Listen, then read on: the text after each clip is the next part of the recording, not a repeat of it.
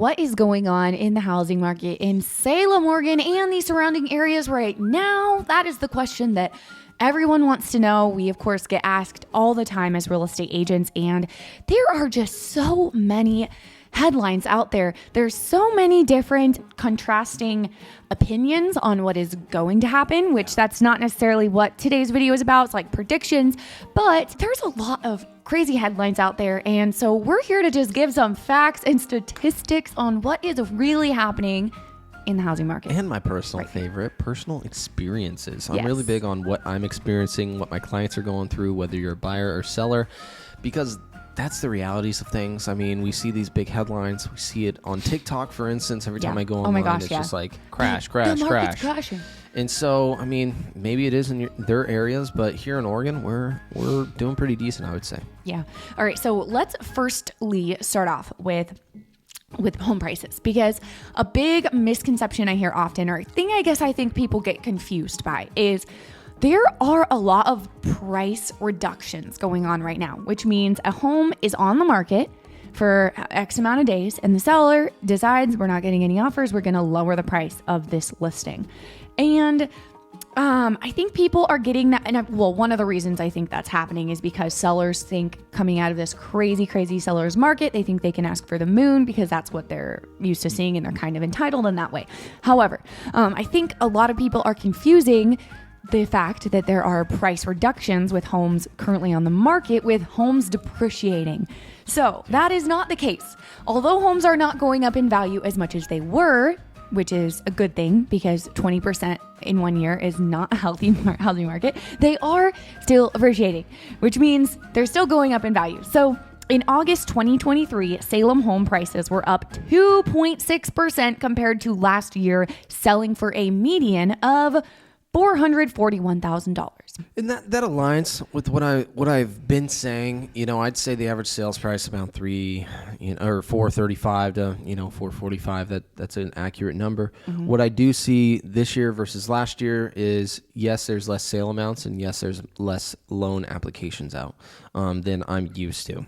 Mm-hmm. Now, does that necessarily mean you put a home on the market and it's not going to sell? No.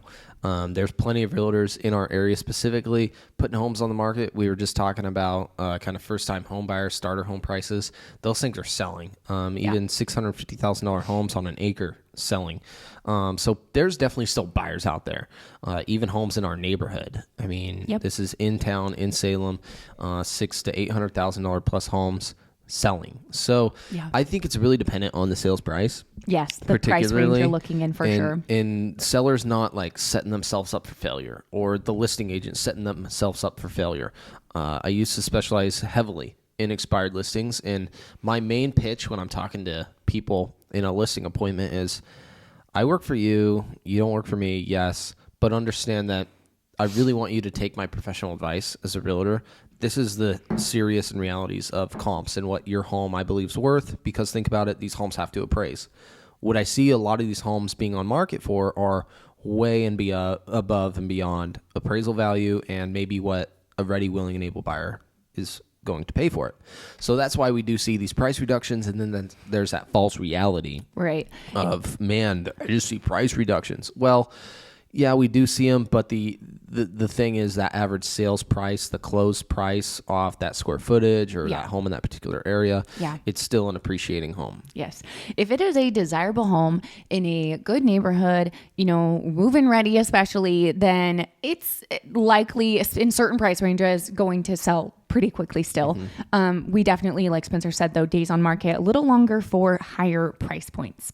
But a pro is there's more negotiations happening. Oh, yeah. Buyers are able to get closing costs paid for oftentimes.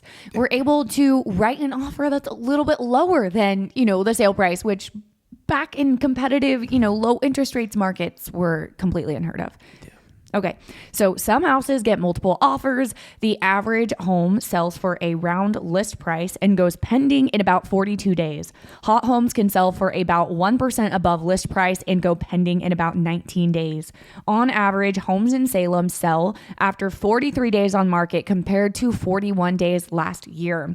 There were 184 homes sold in August this year, down from 215 last year. So yeah, that's So there's reverting less, to that statistic though. There's less sales in today's market than we did see last year, and that's 100% accurate. I mean, that's good. And there was one other statistic I was thinking about, and it was like days on market, like 42 days before going pending. Yeah. I would say that is really relevant, and here's why. Why? Don't expect your home to sell in 5 days. You know, when we first got in the business, it was like 92 days, 3-month listing contracts, no matter what. It just felt like forever. And if you've been a seller in this situation, your home's been on market for that long, you're like, man, is your realtor actually doing their job, or is it ever going to sell? Is it going to sell? When's the right buyer going to come along? So it was so funny because reverting to those days, it was like, yep, we got one showing this week. And then the next week we'd have just a random showing again. But then out of that one showing, they would submit an offer. Right. And it's like, where did this buyer come from? So what he's trying to say here is the way that homes are selling right now, like how the time, I guess, the amount of time it's taking for them to sell is not that abnormal. We just feel like it's abnormal, especially as realtors, because we just went through the crazy historically record low interest rate, where like it was just a crazy frenzy. And so compared to that, where you didn't even have time to sleep on the home if you wanted to make an offer, yes, it's slow, but it's still normal. Well, it's like normal. We're reverting it to what everything that's digital on our phones are in front of us. We want it here, we want it now. Yeah. It's like people are expecting that in their home sales as well. Right. Just because you put your home on Zillow, they're expecting it to sell in 2 days. Right. Because that's what they're used to. That's their new normal. Right. Which the realities are that never was normal in real estate. Right. I agree with you. So it's an adjustment we're going to need to kind of get back to realities on. Right. Pre-pandemic, my listings, that was normal to say.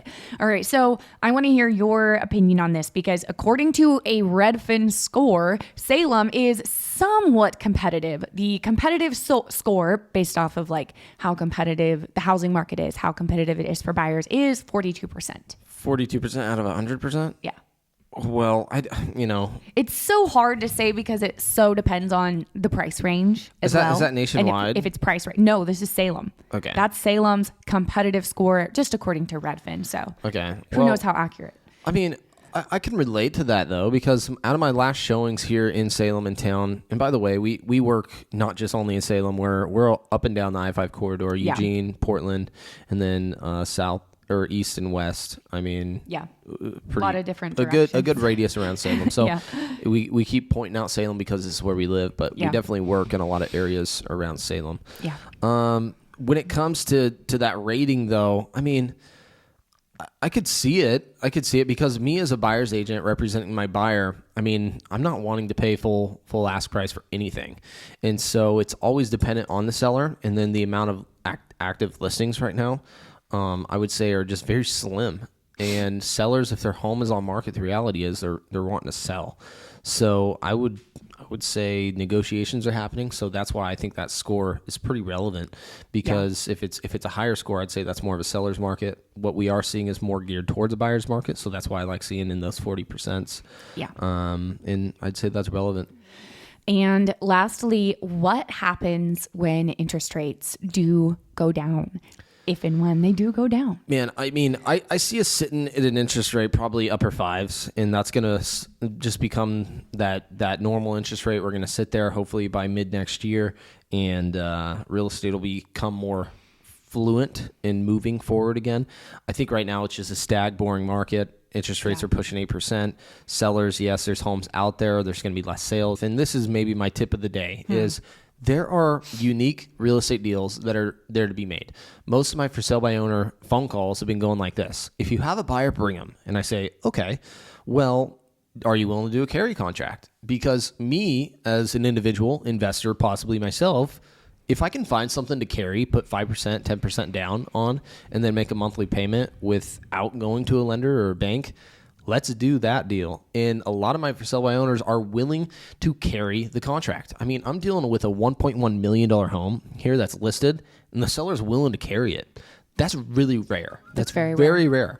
So there's unique deals to be made out there in structure if we're seeking that and looking at it. And so those are those opportunities I'm wanting you guys as buyers that are viewing this video, maybe wanting to move to Oregon, maybe wanting to move elsewhere across the country. Go and have that phone call, have that topic of conversation. But if there's a listing out there, ask if the seller's willing to carry the contract for you, because they might be able to. And there's no harm in asking for that, especially you not having to take out a traditional loan or lend with a bank. You can work directly with the seller and be on a balloon payment. And I think you could be a lot better off because interest rates by then, or maybe a year from now, are lower, then you can do the loan process. That's good. There are options. Yes. So there are still, I mean, despite these crazy housing market headlines that you hear, like people are still buying and people are still selling, not as many selling as we would hope. But when interest rates do drop, we know that it's going to become competitive again for buyers. And that's one of the biggest pros. One of the things I'm loving about working with my buyer clients right now is that we are able to negotiate, and we have negotiating power that we just don't have. It kind of goes out the window when it's that crazy competitive market again for buyers. So there are totally pros and cons. And if you are thinking about buying or selling in Salem, Oregon, or absolutely anywhere in the surrounding areas, the first step is to contact us, reach out. We would love to help, and we will set you up with a solid lender who will do a really great job for you, be able to answer all your questions on that end, be able to give you an estimate, an idea. You know, we always get asked, like, how early is too early? It's not ever too early, in my opinion, to talk to a lender, because then you can get all your ducks in a row, get your questions answered, and prepare to become a homeowner sooner rather than later. So feel free to shoot us an email anytime. I'll put our contact information below. And we'll see you guys next week.